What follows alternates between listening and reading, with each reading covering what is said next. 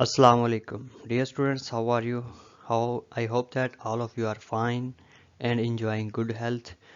तो आज हम एक नया लेसन स्टार्ट कर रहे हैं जो कि light microscopy and electron microscopy है। तो इससे पिछले लेसन में हमने देखा कि what is a microscopy, the use of microscope is called microscopy and different terms used in microscopy.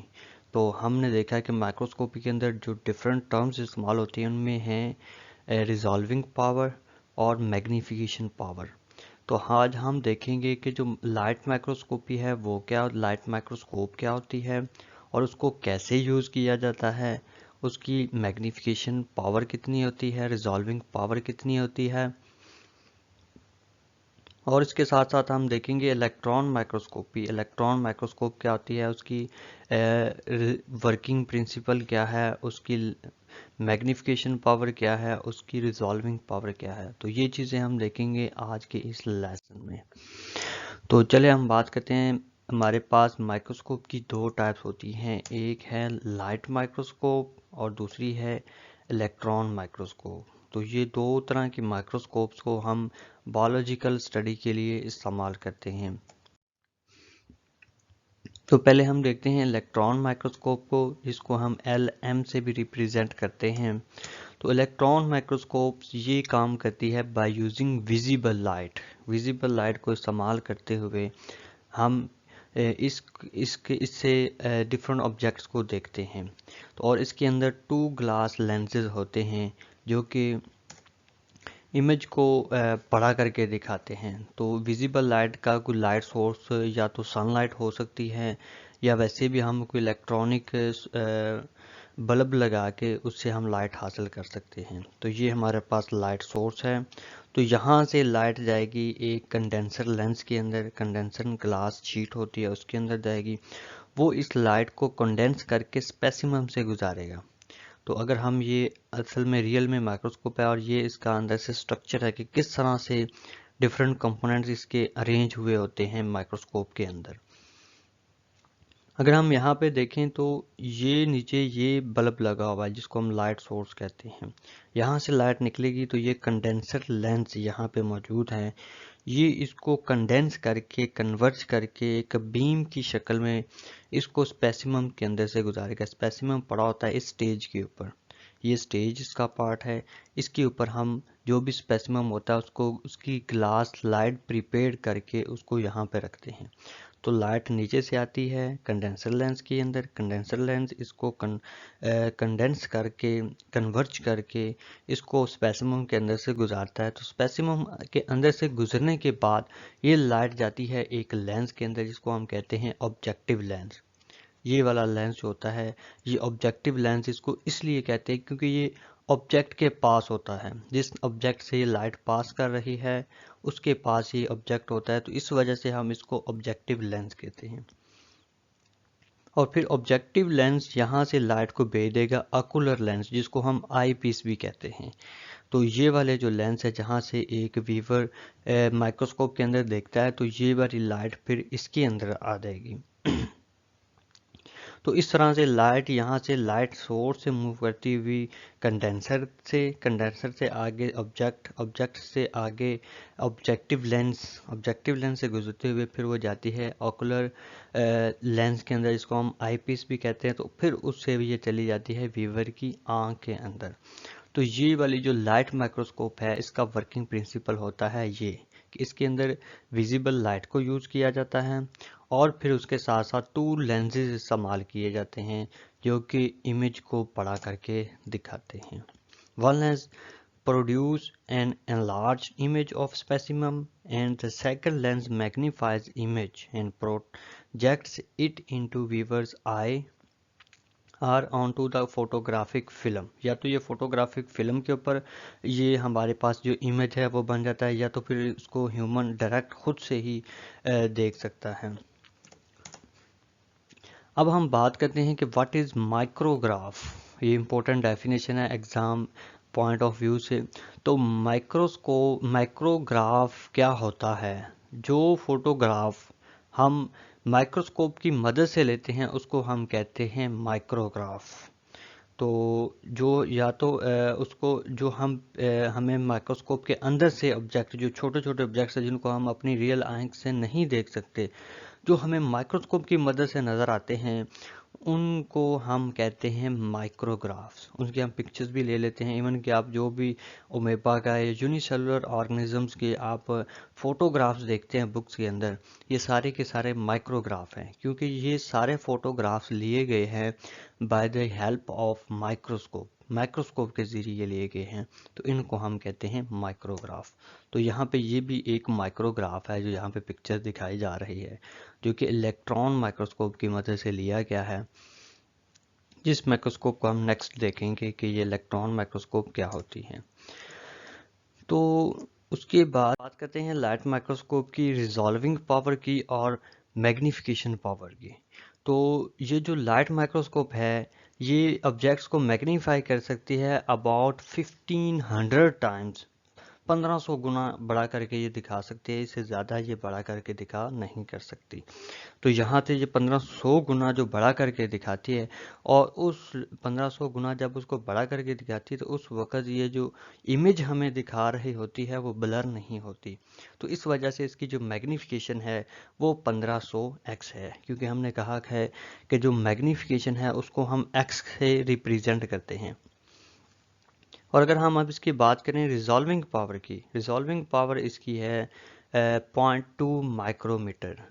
तो जो कि 1 माइक्रोमीटर है वो 1 मिलीमीटर से 1000 गुना छोटा होता है। In other words, the light microscope can not resolve या distinguish object smaller than 0.2 micrometre. वो वाले ऑब्जेक्ट्स जो कि 0.2 माइक्रोमीटर से छोटे हैं, उनके दरमियान में डिफ्रेंशिएट नहीं कर सकती light microscope. It is about the size of smallest bacterium. तो जो 0.2 माइक्रोमीटर है, ये छोटे से छोटे बैक्टीरिया का जो साइज है। तो the image of Bactrian can be magnified many times, but light microscope can not show details of internal structure.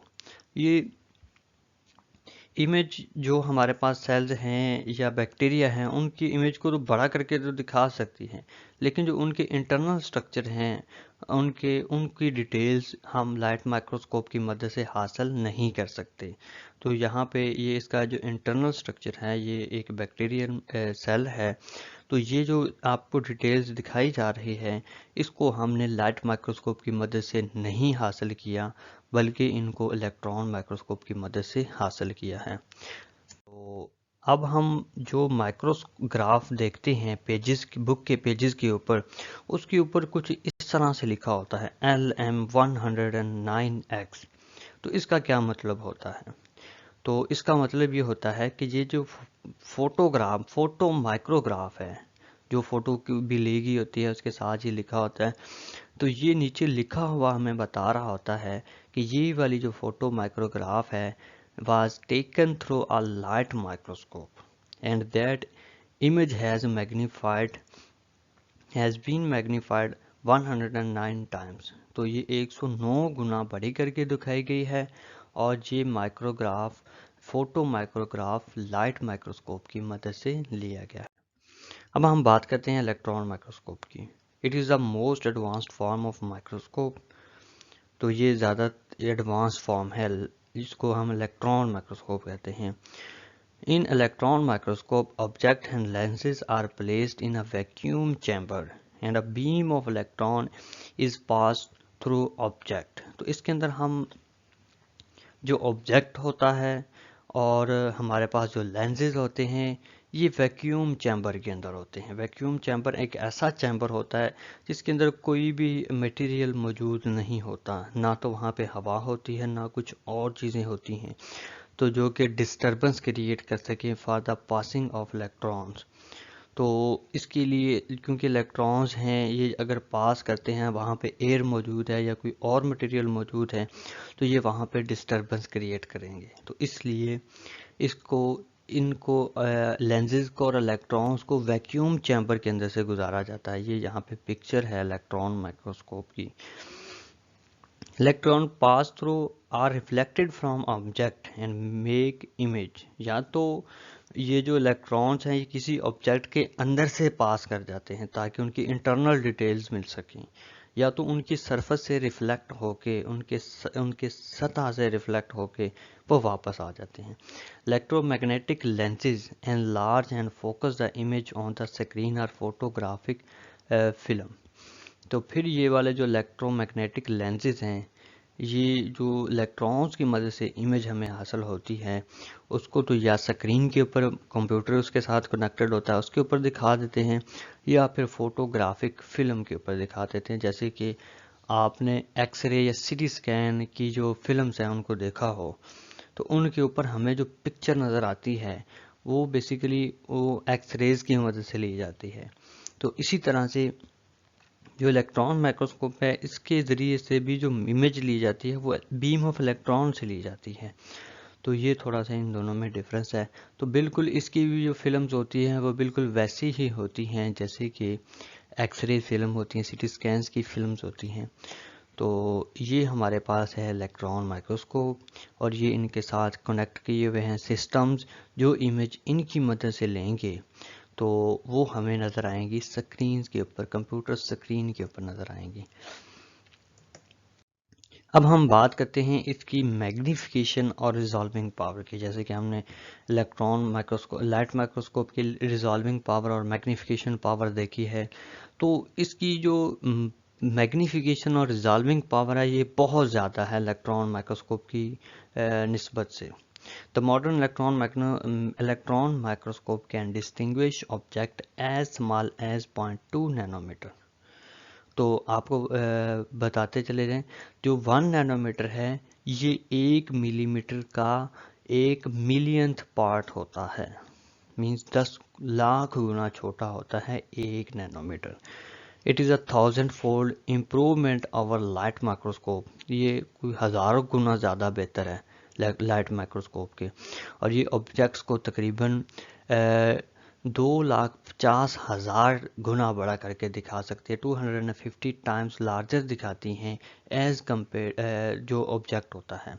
लेकिन जो लाइट माइक्रोस्कोप थी वो सिर्फ 1500 गुना बड़ा करके दिखाती है।